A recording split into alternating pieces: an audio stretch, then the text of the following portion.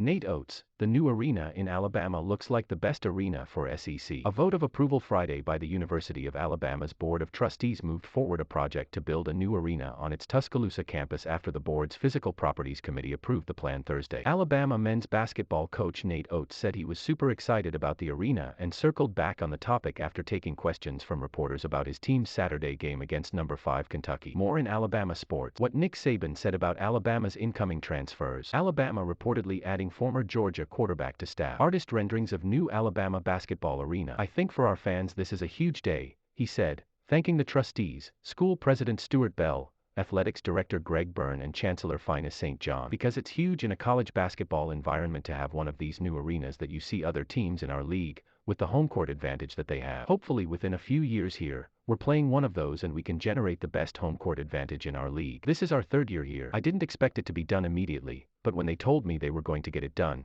Greg is one of the best ads in the country and when he says he's gonna get it done, he gets it done. The administration, obviously this is phase 1 and they got to go through a whole bunch of steps to get it there, but it's got us all fired up. The coaching staff is really excited about it. Our fan base should be. Our current players might not get to play in it, but they can come back to an unbelievable environment and support their team when they come back. This is a big day for Alabama basketball today. The planned 10,136-seat arena will cost a projected $183 million, Byrne told the Board of Trustees in a Thursday presentation. There is no timetable for the completion of the project, but the projections in the board documents call for construction bids to begin in April 2023. Basically yesterday was the approval of Stage 1, which allows us to start getting more detailed about everything you saw, which will include construction and project costs, Byrne told reporters Friday. We have the early estimates of where we think it will be. There's going to be a number of processes that we go through the Board of Trustees, in the building of any facility, including this one. The project will be paid through bonds and fundraising, although Byrne said the school still needs to continue to raise money for the arena project and a separate $26.8 million golf facility announced Thursday. We've been fortunate to have some success from the generosity of our donors and feel there's more opportunity for other people to get involved to make this a reality, Byrne said. But those will be ongoing. We'll be starting to talk more directly with architects and get further ideas and designs put together on what it can look like to hopefully,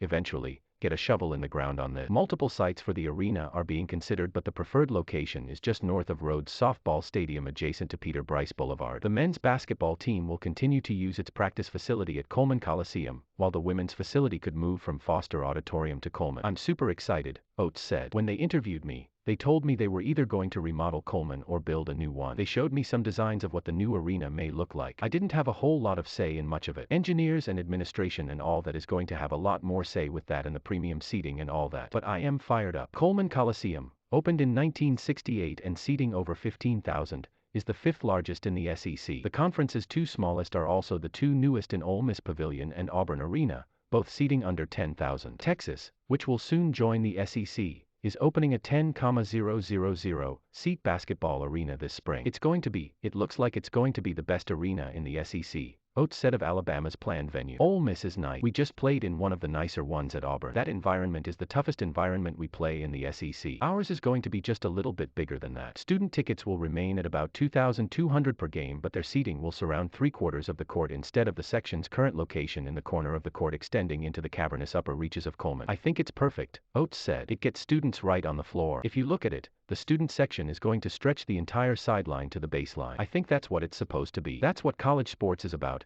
getting students right down on the floor and then still have plenty of premium seating for those that want it. But I am fired up. I want an environment, and not to say anything bad about our fans, because they're doing an unbelievable job, but when you start the fans 30 feet off the floor instead of right on the floor, and our arena kind of goes way out like this. Get there and they're right on the floor and they're just on top of you and it's just a different environment. I am fired up. It'll be a lot better place to create a home court advantage. Alabama has won 20 of its past 21 games at Coleman Coliseum, with its lone loss coming last month to Auburn. It has a 32-7 home record since Oats was hired in 2019. We got a good year. We're doing well, Oats said Friday. We just beat Baylor here and some tough teams here. But, yeah, I'm more excited about what it's going to do for home court advantage and then obviously with the fans, it's gonna be a lot better amenities for the fans, but that doesn't really affect me too much. Byrne said he spoke to other schools that had recently opened arenas, not specifying which, and some told him they would have built a venue with less seats if they could do it over. You build your church not necessarily for Easter Sunday but the other 51 weeks of the year, Byrne said. There have been some games where we've exceeded that capacity. Not many, though. So we want to make sure we keep the demand. We want to make sure it's an intimate environment, what we do. Do you know what the most challenging seats are to sell in an arena? The ones up top. So the other thing is, as you add to the height of the arena, the size of the arena, that significantly drives the costs up, which also is going to get passed along to the fans. So from a construction standpoint, from a fan affordability standpoint, from an atmosphere standpoint, and looking at our historical data from tickets getting scanned in, tickets sold, all the different things, we really feel like this is a good solid number. Mike Rodak is an Alabama beat reporter for Alabama Media Group. Follow him on Twitter at Mike Rodak.